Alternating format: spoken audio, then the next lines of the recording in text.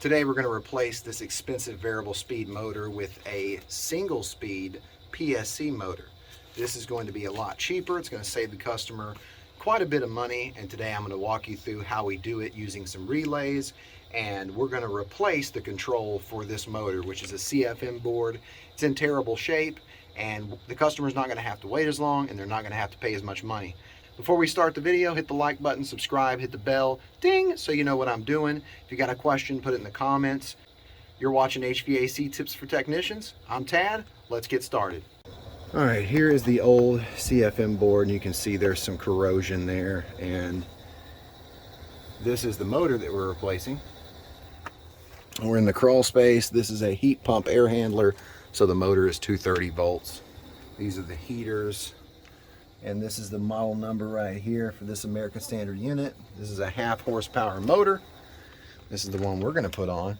So, got my tool bag, and I spread plastic and put cardboard down. Also, replaced the light bulb. So, sometimes you got to have a light bulb. We got a light bulb. Unit was freezing up. We got low airflow. This motor is not spinning the way that it should. Pretty sure it's a CFM board, and just don't want to have to pay for a new module in a CFM board. I think the motor was around $800 and the board was around $300. So I'm going to put a $150 motor on, and we're going to make it work. So let's get started. First things first, turn the breakers off in the disconnect. Make sure you got some gloves. It always helps.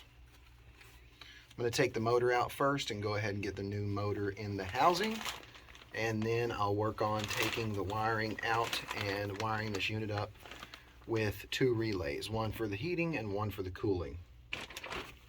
All right. All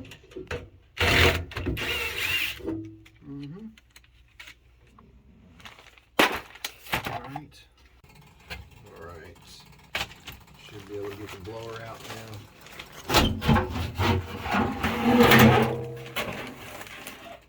Wow. Look at that. It's like a 16-pin harness. There's the power, so this will power our blower. Okay, let me show you all the controls here.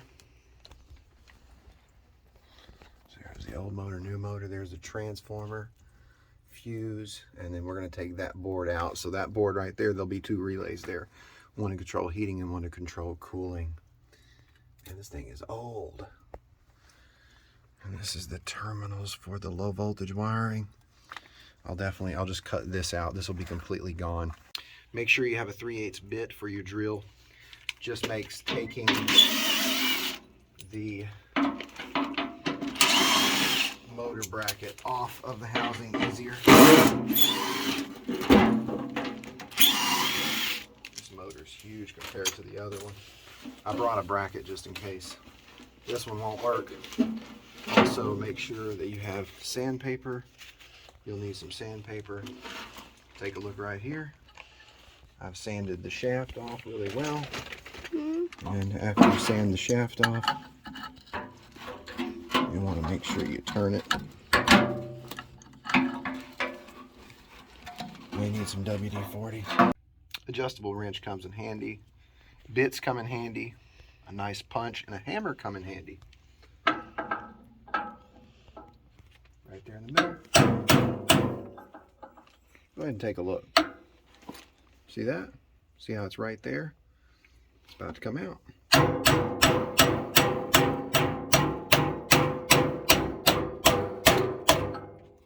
Wow.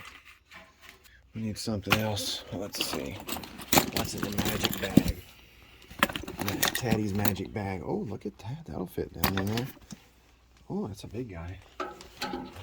Oh, yeah, this will work. Let's get it. Oh, there we go. There's the old motor. We can use this bracket. It's nice to have a socket set now with some sockets that you can put on that. Let's tighten the extension for the socket in the chuck of the drill. And let's take this band off of this old motor. That's beautiful. Let's get this old motor out of here. programmable motor. Wow, this thing is old, 1/2 horsepower. It's been here for a while. The company I work for installed this unit. All right. New band. Take notice of where the mounting bracket was on the old motor so you know where to put it on the new motor. Take notice of where the blower housing mounts are so that you know which way to position your motor so that your wires are able to be reached, because you may need to access the wiring of the motor after you put the housing back in the unit. So we're going to connect this motor into this housing, and then I'm going to start working on taking all the old wiring out and that board, and then getting our relays in position, and we're going to wire it before we ever put this motor in. All right, so we don't need any more of this. Take all that off. Oh, look at that corrosion. I'm glad we got rid of that. This right here, we don't need any more of that.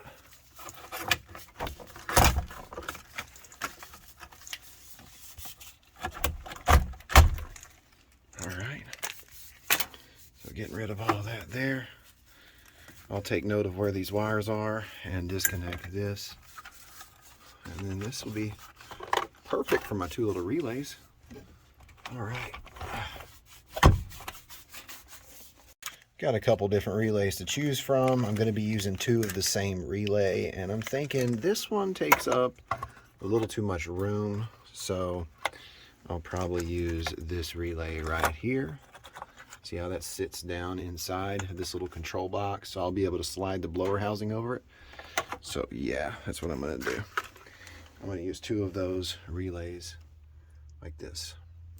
And left a little wire on here so I was able to know which color went where. Of course, I know this one right here goes to the thermostat, and this thermostat wire goes to the condenser. How do you know? Because this had the green wire hooked up for the fan, and of course you wouldn't hook up your G wire outdoors on your condenser. So this is a heat pump, so we have orange for the reverse valve. We'll go over the wiring here in just a minute. All right, use some 5/16 self-tap screws here to mount these relays in.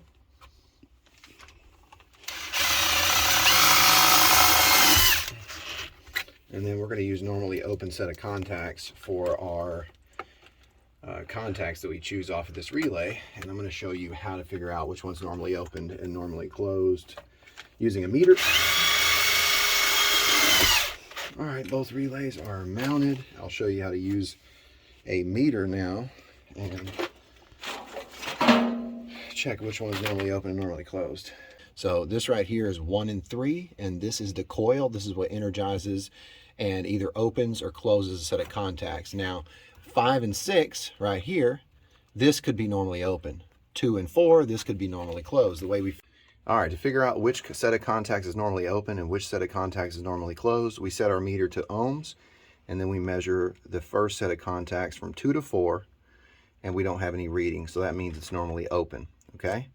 And then the other set of contacts, which is 5 and 6, has a reading. So what does that mean?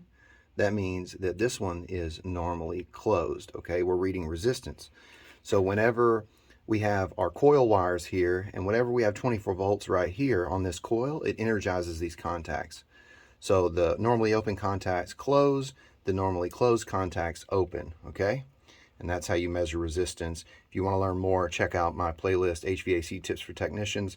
I've got a video in the link in the description all about relays, transformers. All right, get in there, buddy.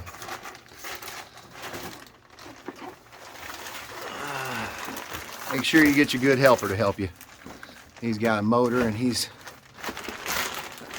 carrying it to the air handler. I was telling my son, do you know who put this unit in? And it's my dad. And I said, the reason we're fixing it is because my dad put it in. And Jackson thought that was funny. He laughed. Glad I got some help. Get her done, buddy. Get her done.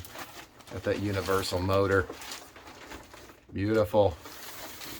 Thank you, sir. So before I tighten my blower wheel, I make sure that the space in between this side and the wheel and then this side and the wheel is just about even. That way the wheel is in the center. And over here, once I get it in the center, then I'll take my set screw and I'll tighten my set screw against the shaft. Make sure that when you go to take the motor and put it in the housing, that the shaft of the motor, the flat side, is in line with the set screw, okay? Because you're not going to be able to get the shaft in the hub or the wheel, and also you're not going to be able to make sure that the set screw gets flush and tight against that shaft. So now we're tight, and make sure that once you get it tight, you spin it. Okay, there we go. New motor is ready to go in the air handler. All right, let's go over the wiring for the motor real quick. This is a 10 microfarad capacitor, and that's going to be wired in between the brown and the white wire right here. And we didn't need a capacitor with our other motor because it was a BLDC and it doesn't use a capacitor. It uses a module. So we've got our white wire, which is our common. This is one side of the leg, and then we need another side of the leg for our motor to run, and it's a speed wire that we choose. So we have our red, which is our low speed, and then we have our yellow, which is our medium low, and then our blue, which is medium high, and black, which is high. We're going to use the black wire for the cooling speed. All right, we're going to go over the wiring of this relay. I'm only using one relay. I'm not using two. Let me explain the wiring. All right, so first things first, the red and the black wire here is the power coming in to this air handler. This is 230 volts. And I've got one of the lines, which is the L1, going to the common wire of the fan motor. So this is providing half of the power to energize this motor, okay? And this leg will always have power, okay? And then the other leg, the L2, I have a wire going to the 2, which is the normally open set of contacts, okay? So this side provides power to the high speed of the motor. I'm only using the high speed of this motor. This is the coil, these are the contacts. Anytime this coil energizes this contact, it will close the contacts and provide the other side of the power to this motor's high speed, okay? So it's going to energize that motor. Now this is the blue wire, which goes back to the C of the thermostat and the common side of the 24 volt transformer, just the 24 volts. And this is the common. And then the other wire that is on our coil is the call for cooling right here. This yellow thermostat wire goes back to the Y of the thermostat, and then it also goes out to the contactor of the condenser. Okay, so anytime we call for cooling or heating, it energizes the Y, okay? So this is the reversing valve wire. This is the orange. It goes from the O terminal of the thermostat to the reversing valve. Anytime it energizes the cooling, it energizes the Y and the O, okay, the reversing valve. Anytime it energizes heating, it energizes the Y, okay, because it still calls for the compressor to run, and then it de-energizes the reversing valve. So there's no energizing of the reversing valve in the heating operation, all right? This is the red wire. This is the R terminal, okay? The reds are tied together, and then it goes back to the secondary of the transformer. And this goes back, this white wire goes back to the thermostat W terminal, okay? And it energizes the heaters, okay? We've got contactors here, and those contactors have a coil, and for that coil to energize, you have a wire that's blue that goes to the C terminal, okay? That goes to the common of the transformer, and then the white wire goes to the W on the thermostat, okay? And come back over here. I'm only using one speed, okay? I'm not using the blue, the red, or the yellow. I'm only using the black, which is the high speed, okay? So that's a brief description of the wiring. I hope you understand that. I'm gonna go ahead and get this mounted back in here, and we're in good shape. This thing is going to run beautifully. All right. You want to know more about low voltage wiring and thermostats? I've got a video on that. I'll post that in the link in the description as well. So I'm going to go ahead and put my blower motor in, and when I turn the breakers on, it should, the thermostat's set to cooling, so it should turn the cooling operation on, and we should have this blower up and running. All right, I'm excited. Let's go. Put the breakers on. I'm going to go ahead and test the blower before I put it in. That way, if I need to reverse the speed, I will, and I'll show you how I do that. We're not going to have the ability to turn the fan on the thermostat anymore. I'm not going to hook a relay up for that. This unit is very old, and this is a temporary fix before he upgrades the system and gets a new unit. So if you were curious why I was doing all this work for an older system, I'm just trying to give the customer the ability to have more time before he makes a decision, all right? So, all right, we're going to test the relays and make sure the blower comes on in cooling and in heating. All right, so red to Y right here. All right, blower comes on. Let's see which way it's spinning. So it's spinning the right direction. It's supposed to spin this way, okay? So is it spinning that way? It looks like it is. Yep. Let's put that blower in now, since we don't have to change direction. If you wanted to change the direction, all you have to do is just take this and take it apart and then just spin it and put it back in, okay? But we don't have to do that. All right. Okay, so new blower motor. We were able to save the customer a lot of money. It works. Tidied all the wires up, and now I've got the breakers on. Let's put the panels back on and let's make sure the charge is good. Thermostat's calling for cooling. I'm putting all the rest of the panels on. Cleaned the drain out. It was stopped up, and also the strap broke for the drain. So I got a brick, and now the water's going to drain outside instead of in the crawl space. All right, let's go check the charge. Wait for me. He rolled out. Well, fine then. Leave poor Teddy in the crawl space by himself. Really, son? You gonna close the door up? Thank you. There you are, giggling. Let me out. All right, time to turn the lights off. All right, this is an R22 unit. Low pressure gauge says 60. High pressure gauge says 260. All right, so about 60 and 260. And then my vapor line temperature is 57 degrees. So if you don't know anything about superheating and subcooling, I've got a video on that. Check out my playlist, HVAC Tips for Technicians. Now head pressure seems to me it's like it's a little bit high, and that's because this coil's dirty, so we're going to clean that coil, right? All right. Let's clean the coil, check the pressures again, probably add some refrigerant. Good deal. Got the coil cleaned out and waiting for the pressures to go back up. You can see now it's below 200 on the head pressure, but we want to make sure that if we need to add refrigerant, we need to wait at least 15 minutes, wait till this coil dries out and we got a good amount of air passing through it. Hope you enjoyed today's video. I hope you learned something. Hit the like button, smash that bell before you leave.